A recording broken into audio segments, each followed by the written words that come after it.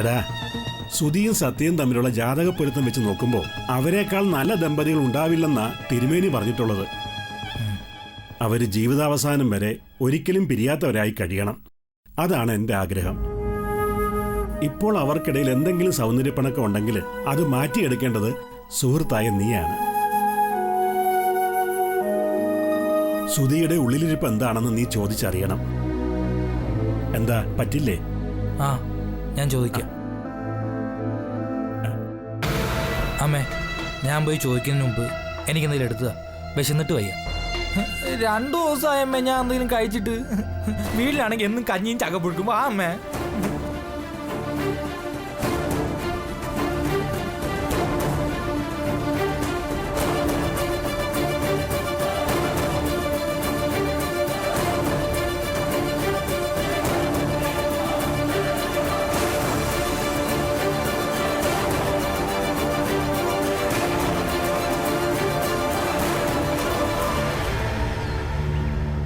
പരിചയപ്പെട്ടത് മുതൽ എല്ലാ ബർത്ത്ഡേക്കും ഞങ്ങൾ കാണാറുണ്ട്.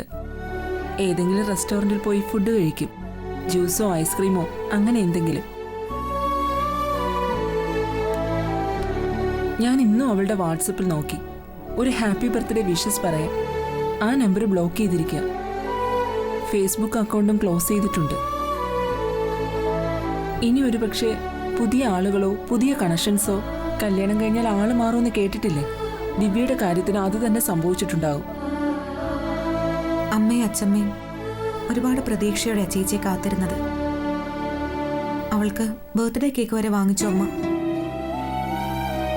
ഇങ്ങനെ ഏതെങ്കിലും ഒരു വിശേഷ ദിവസം ചേച്ചി വരുമെന്ന് അവർ ഉറച്ചു വിശ്വസിക്കുന്നുണ്ട്. എനിക്കാണെങ്കിൽ ഇപ്പൊ ആ വിശ്വാസം പോലും നഷ്ടപ്പെട്ടു.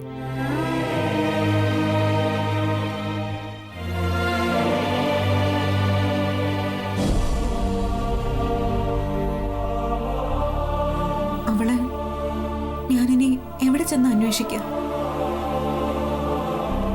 രാഹുലിനെ കൈയോടെ പിടിക്കാൻ പറ്റിയാൽ എല്ലാ സത്യങ്ങളും അറിയാൻ പറ്റും. അവനെന്തിനാ ഞങ്ങളിങ്ങനെ പേടിക്കുന്നത്? ഞങ്ങൾക്ക് പ്രശ്നമൊന്നുമില്ലാന്ന് അമ്മ അച്ഛമ്മ അവനോട് പറഞ്ഞതാ. എന്നിട്ടും പിടി തരാതെ കള്ള അഡ്രസ്സും കൊടുത്ത് മുങ്ങി നടക്കുന്നത് എന്തിനാ? ഞാൻ അവനെ അവസാനമായി കണ്ടത് നിങ്ങളുടെ കല്യാണത്തിന് 2 ദിവസം മുമ്പാ. അവനെ പോലീസ് വന്ന് പൊക്കിക്കൊണ്ടു പോകുന്നത്. അതോടെ ദിവ്യ അവനെ വെറുത്തതാണ്. ആ കഥയെല്ലാം ചേച്ചി എന്നോട് പറഞ്ഞിട്ടുണ്ട്. രാഹുലിന്റെ കയ്യിൽ നിന്നും അവളെ രക്ഷിക്കണമെന്ന് പറഞ്ഞ ചേച്ചി പിന്നെ എങ്ങനെയാ അവന്റെ കൂടെ തന്നെ പോയത്? എനിക്കത് മനസ്സിലാവുന്നതേ ഇല്ല. ഞാനും അതിനെക്കുറിച്ച് ഒരുപാട് ആലോചിച്ചു. സത്യം മനസ്സിലാക്കുന്ന പോലെയല്ല. അവളുടെ സ്വഭാവം ആർക്കും പിടിയിട്ടില്ല. അവളെ ആരോടെ എപ്പോ ഏത് വിധത്തിൽ വേണമെങ്കിലും പെരുമാറും. സുധിയുമായി മാരേജ് ഫിക്സ് ചെയ്തിട്ടും അവൾ രാഹുലുമായി പ്രണയിച്ച് നടക്കുമായിരുന്നു. ആരുടെ കയ്യിലാണോ കാശ് അവരോടൊപ്പമാണ് ദിവ്യ എപ്പോഴും നടന്നിട്ടുള്ളത്. അതൊന്നും എനിക്ക് കേൾക്കണ്ട.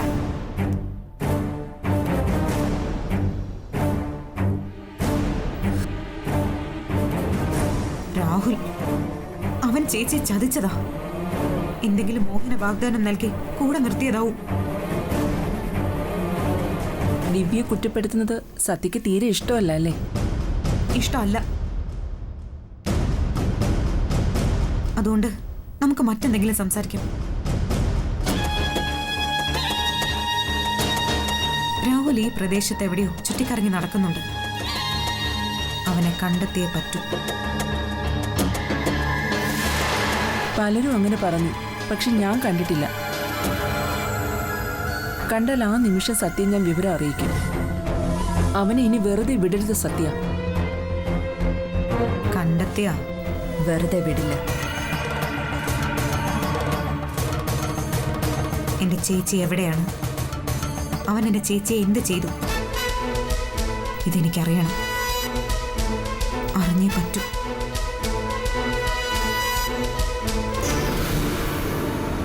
ഞാൻ പോവാ. എന്തെങ്കിലും അറിഞ്ഞാ എന്നെ വിളിക്കണം.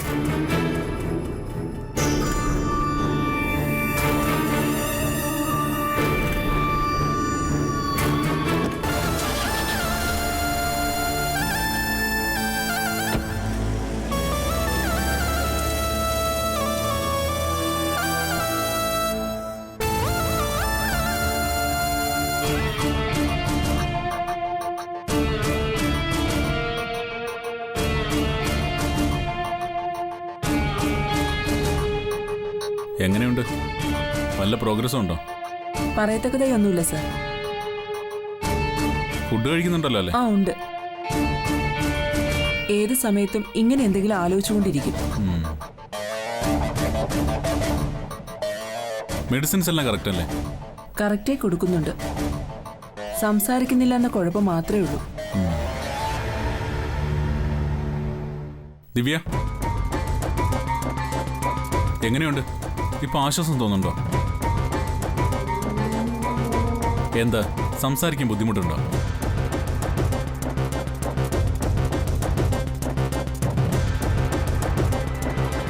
ദിവ്യക്ക് ഒരു കുഴപ്പമില്ല. സംസാരിച്ചു നോക്ക്.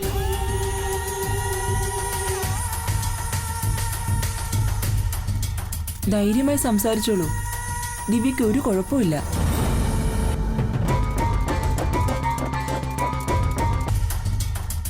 എന്താ, സംസാരിക്കാൻ പേടിയുണ്ടോ?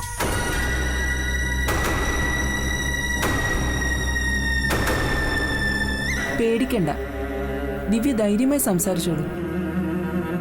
പേടിക്കണ്ടെന്ന് പറഞ്ഞില്ലേ? സംസാരിക്കൂ.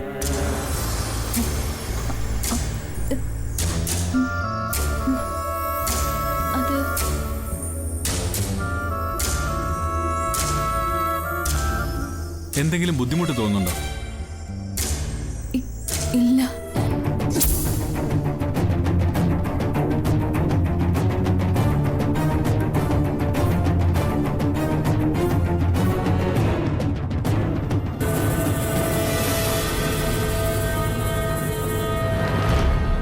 പിന്നെന്തിനാ സംസാരിക്കാൻ മടിക്കുന്നേ?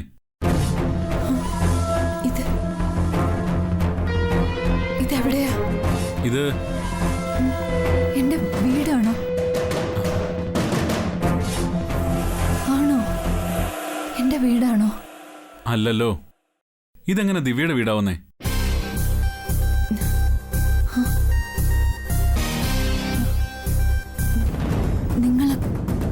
നിങ്ങളൊക്കെ ആരാ?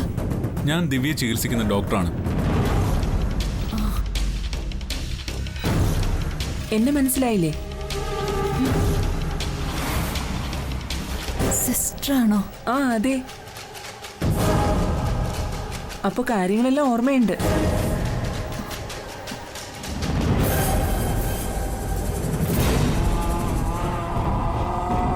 ഓർമ്മ? എന്താ, ഒന്നും ഓർമ്മയില്ലേ?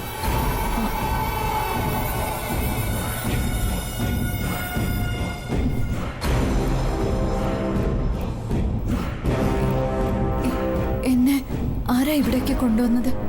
അതെല്ലാം പറയാം. ദിവ്യക്ക് വീട്ടിൽ പോണ്ടേ? വീട്? അച്ഛനെയും അമ്മയും എല്ലാരെയും കാണണ്ടേ? അച്ഛൻ, അമ്മ, അവരെ ഓർമ്മയില്ലേ?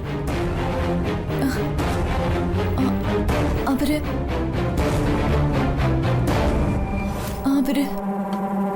അച്ഛൻ, അമ്മ,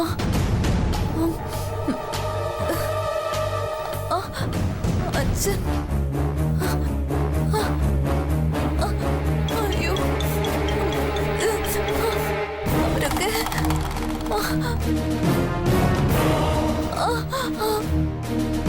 റിലാക്സ് റിലാക്സ്. സ്ട്രെയിൻ ചെയ്യണ്ട. റെസ്റ്റ് എടുത്തോളൂ. സിസ്റ്റർ, ദിവ്യ കുറച്ചു നേരം കിടന്നോട്ടെ.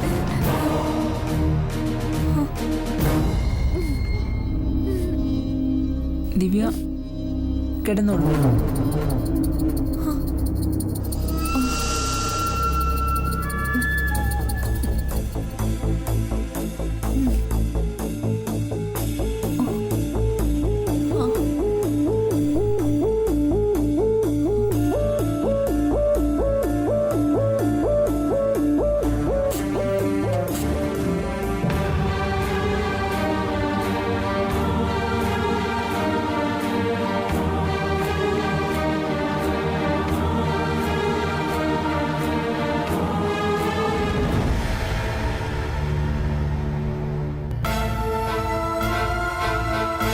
ഡോക്ടർ, ആ, വലിയൊരു കടമ്പ നമ്മൾ കടന്നു കഴിഞ്ഞു.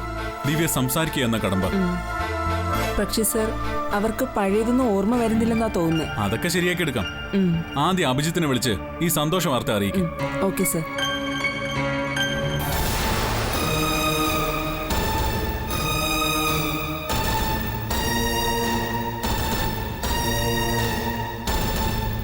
Hello sir, സീനയാ.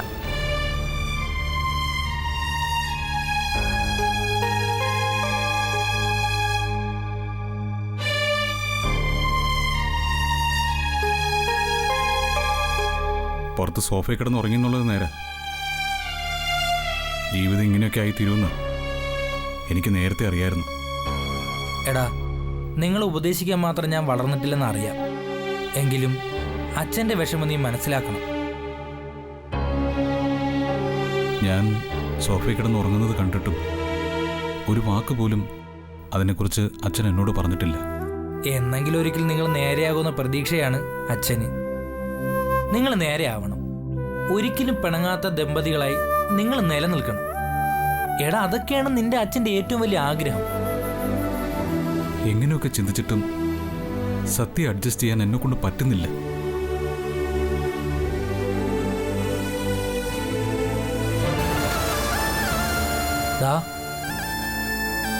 എടാ, എത്രയൊക്കെ മാറ്റി ചിന്തിക്കാൻ നോക്കിയാലും ദിവ്യ തന്നെ കയറി വരുന്നു.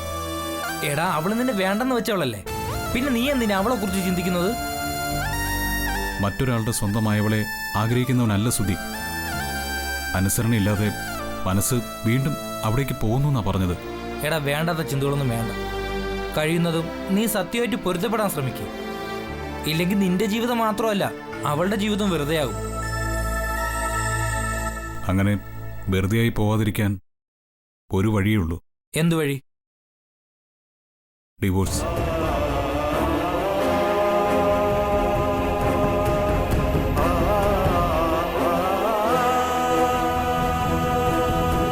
എടാ സുധി, നീ എന്തായി പറയുന്നേ?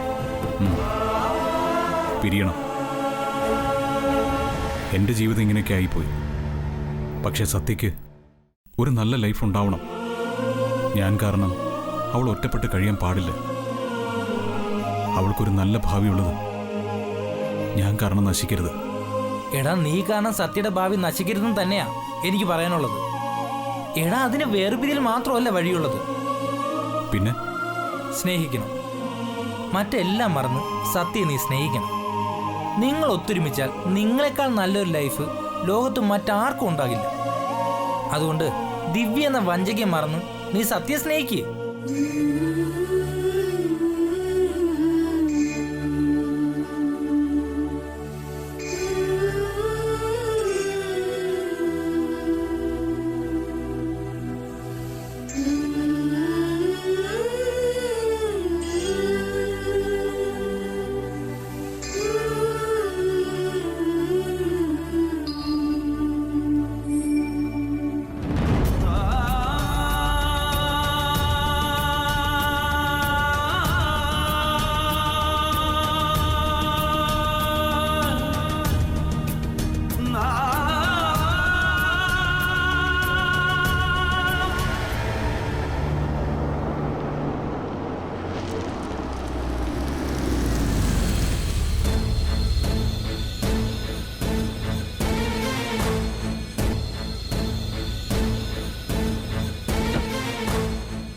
ദിവ്യ ഓക്കെ അല്ലേ സിസ്റ്റർ? ഓക്കെയാണ്. പക്ഷേ എന്താ, എന്തെങ്കിലും പ്രശ്നം? പറഞ്ഞില്ലേ, ദിവ്യക്കൊന്നും കറക്റ്റായിട്ട് ഓർത്തെടുക്കാൻ പറ്റുന്നില്ല. Oh my God. എവിടെയുള്ളത്? റൂമിലുണ്ട്. ഡോക്ടറുണ്ടോ അവിടെ? ഉണ്ട്.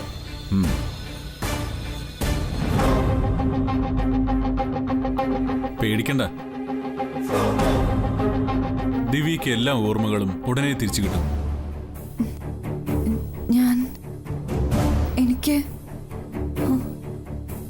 ദിവ്യയെ കൊണ്ടുവന്ന് ചികിത്സിച്ച ആളുണ്ട്. എന്നുവെച്ചാ ദിവ്യയ്ക്ക് ജീവൻ നൽകിയ ആൾ.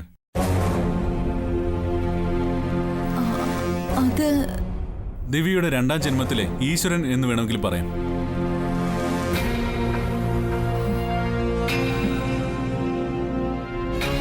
ഡോക്ടർ. ആ ദേ, പറഞ്ഞു നാക്കെടുത്തില്ല, അപ്പോഴത്തേക്ക് ആളെത്തിയല്ല.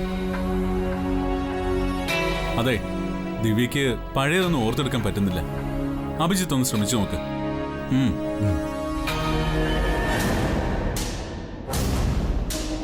ദിവ്യ, എന്നെ ദിവ്യക്ക് പരിചയം കാണില്ല അല്ലേ? പക്ഷെ ദിവ്യക്ക് പരിചയമുള്ള ഒരുപാട് പേരെ എനിക്കറിയാം.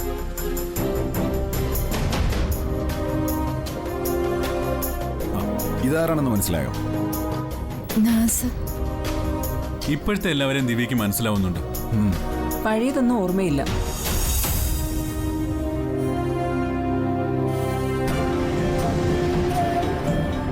പഴയതെല്ലാം ഞാൻ ഓർമ്മപ്പെടുത്താം. ദിവ്യയുടെ വിവാഹം ഓർക്കുന്നുണ്ടോ? വിവാഹം എന്റെയോ? അതെ. ഓർമ്മയില്ല.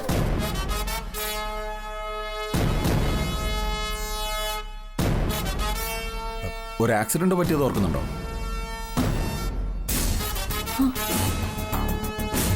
ആക്സിഡന്റോ?